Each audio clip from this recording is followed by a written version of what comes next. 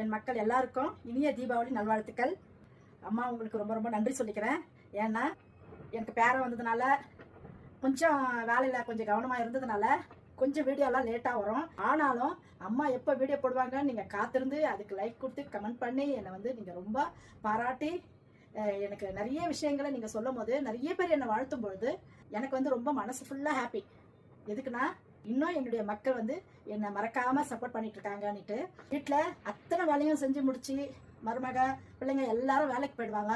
அத்தனை வேலையும் செஞ்சு முடிச்சு பேரனையும் பார்த்துக்கிட்டு வீடியோவும் போடணும். உங்களுக்கே தெரியும் ஃபேமிலியில் எப்படின்னுட்டு எவ்வளோ முடியுதோ என்னால் என்னோட எஃபெக்டை போட்டு நான் வீடியோ போடுறேன்.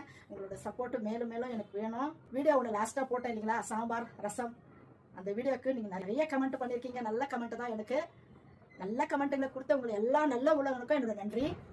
அது 3 மில்லியன் ஜனங்க பார்த்துருக்கீங்க, இன்னும் பார்த்துக்கிட்டே இருக்கீங்க, அதுவும் போயிட்டே இருக்கு.